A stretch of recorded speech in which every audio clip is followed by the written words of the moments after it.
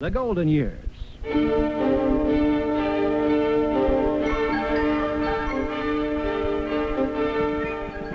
Good evening.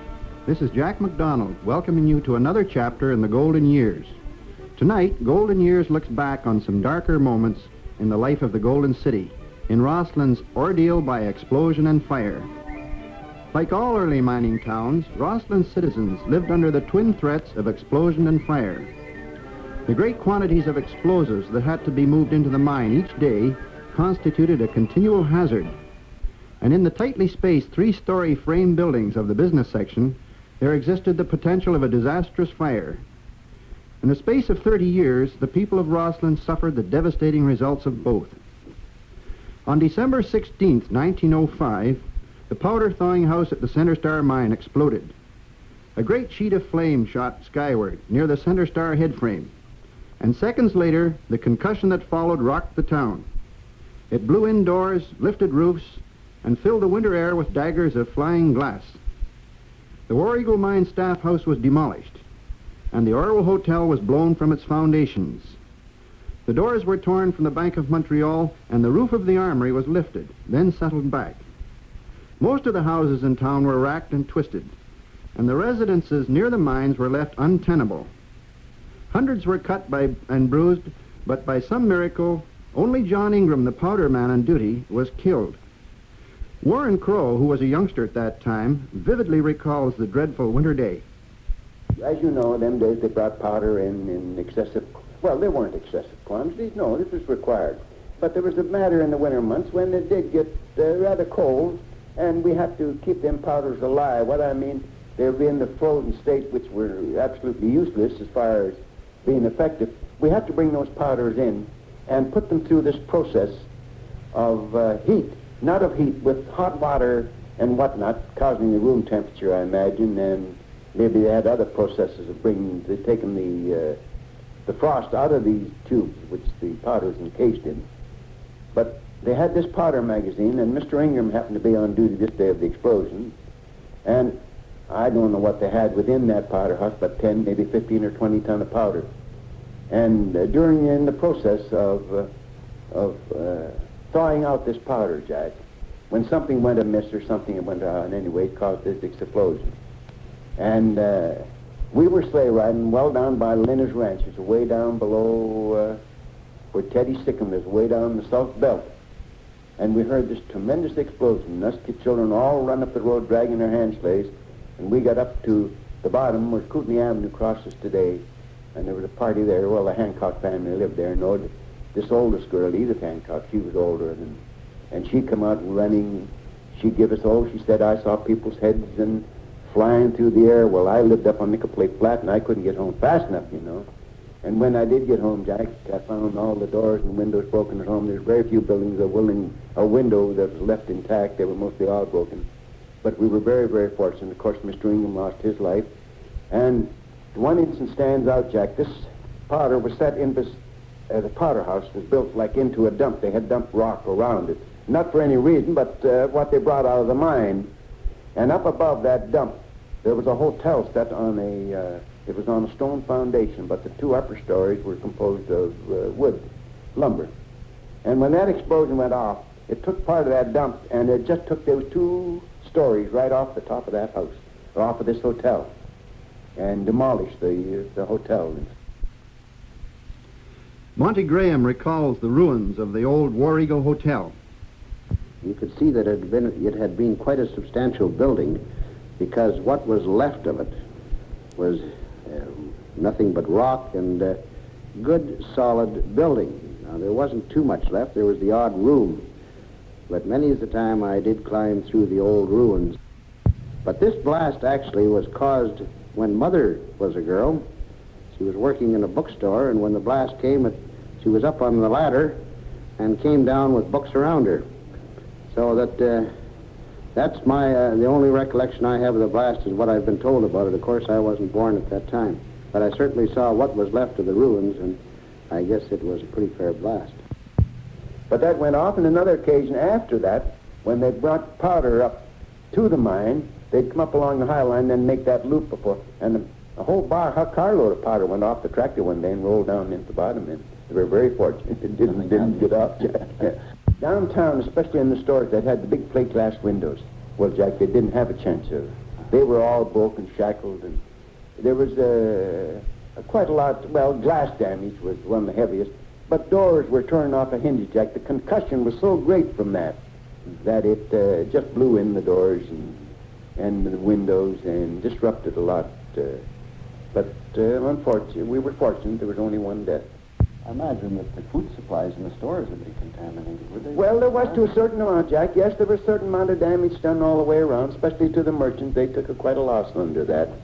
And at them days, we weren't so sensitive as we are today about insurance, and the loss was suffered by the merchants. But after the old camp got going, they got it back from the old hard rock miners. Rossland suffered 3 major fires. Warren Crowe remembers something of the first one in 1902 that wiped out the area where Esling Park is now situated. I can recall that. Mind you, I wasn't very old at that time. The time Spokane Street burnt down. But Spokane Street at that time was really the center of the town, Jack. And the bakery at the old, well, you might recall that yourself, that stood up in Esling Park there for quite a number of years, the old brick. There was part of the building right down below the old bridge, Jack, directly under the bridge, where the pond is now. The old bakery stood there, and that was all filled up with business places those days. And Columbia Avenue, well, there was the Columbia Avenue, I shouldn't say, but the main much of the business was done on Spokane Street them years. And of course the fire came along and just took it out. On a winter night in 1927, fire destroyed most of the south side of the center block of Columbia Avenue.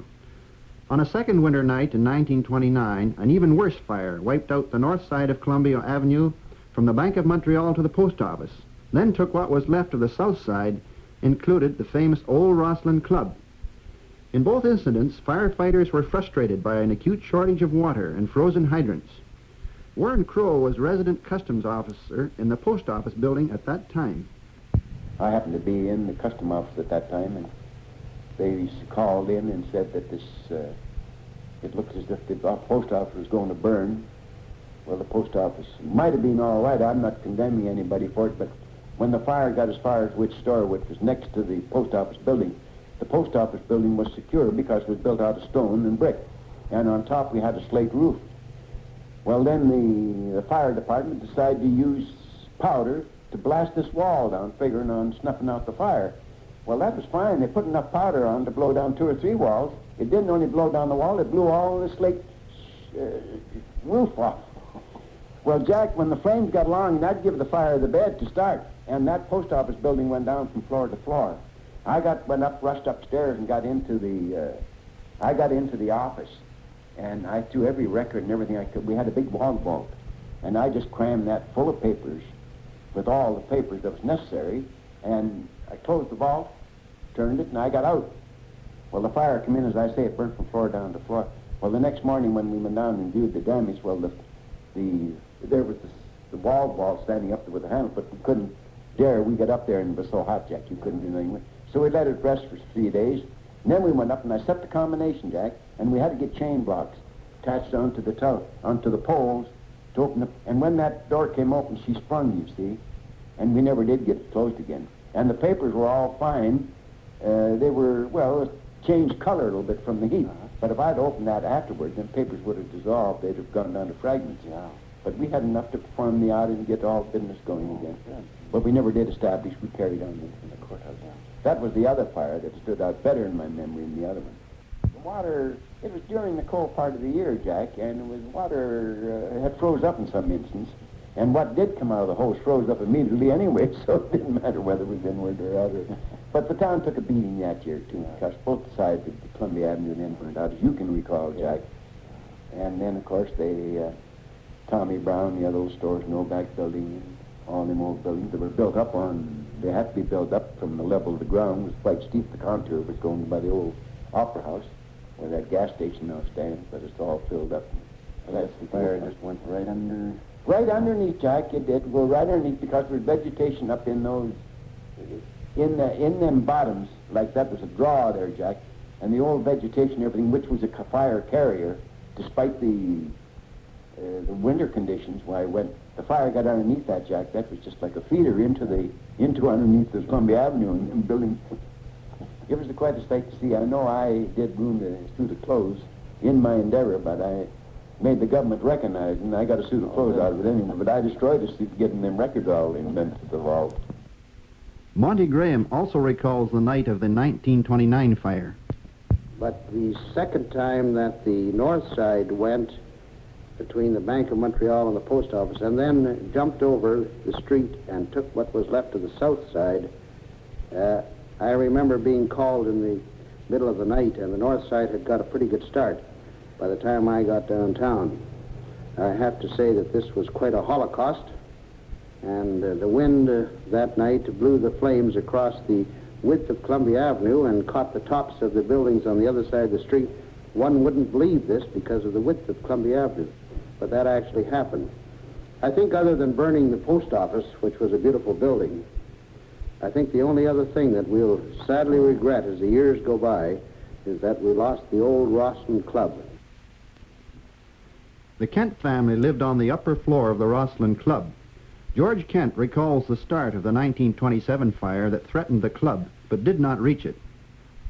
In both cases, both of the fires, I saw them very early. In fact, I was just coming, the first fire, I was just coming home from skating, an afternoon skating. I would say this was along 5 or a little after in the afternoon, possibly. And in order to go up to our rooms, you went straight along the full length of the hall on the second floor of the club and made a turn to go up the stairs to the third floor. Well, right at that turn was a window that faced out directly west towards the Allen Hotel. And you could see the back of all the buildings on Columbia Avenue on the south side. Well, as I turned, I just caught of the corner of my eye a flicker, and I stopped to look, and I saw this fire down at the back of what at that time was a building that owned by Billy McNeil. Fire at that time, when I saw it, was very small. I don't imagine that it would be 10 feet square. So I called upstairs to Dad, and he took a look, and he started as fast as he could go to the nearest box was out on the corner at the Queen and Columbia, right the Co-op corner today. But he had just about hit the front of the club when Judge Blumen turned the alarm in. Well, as you will remember, that was all frame structure there, and it just spread like wildfire. George Kent has vivid memories of the terrible night in 1929 when the fire destroyed the Rossland Club, and with it, his boyhood home. They took stuff out of most of the stores along that side of the street. They packed a lot of it over to the 3 buildings that were left on the south side, left from the first fire. A lot of it was piled right in the middle of the street. And then when the fire got up to what was old Mr. Weir's dry goods building, which was where Bob Van is today, they dynamited it to try and save the post office. And in so doing, it blew the windows out of the buildings on the opposite side of the street. It blew the flame into these flame or sparks into these piles of material that were in the middle of the street, and also caught the fronts of these other buildings. The club was just across the alley from these 3 buildings.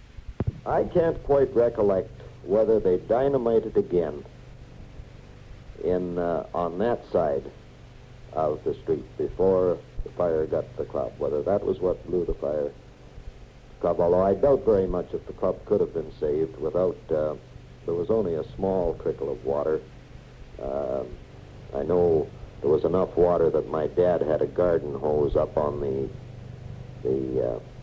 roof of the billiard room part of the club. I know from stories that other people told me at the time, Sam Patterson, who ran the old Clarendon cigar store,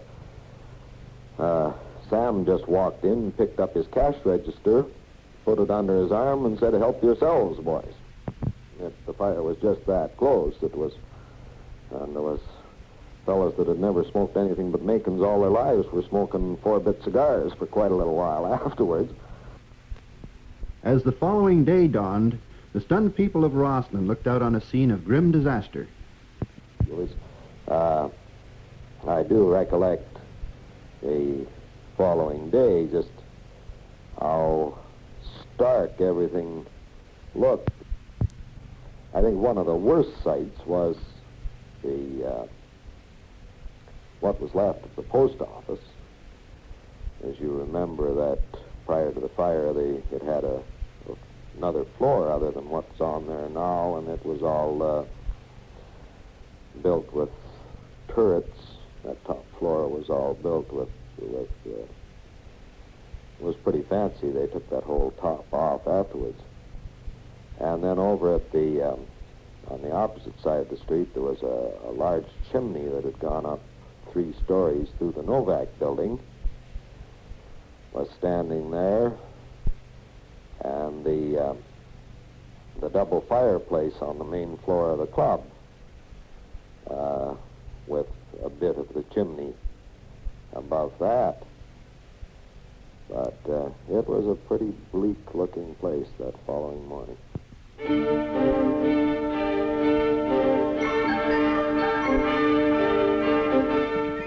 And there we have some of the more somber moments in the story of the Golden City. However, after the first numbing shock at the sight of the smoldering ruins that morning, the people of Rossland quickly picked up the rhythm of life again, as they had done before, and began to build anew. Next week, Golden Years takes on a happier theme again. Be with us at the same time for the story of the $1 million check. Now, this is Jack McDonald saying good night. This program is produced by Radio 610 with the cooperation of the Rossland Centennial Committee and the citizens of the friendly Golden City.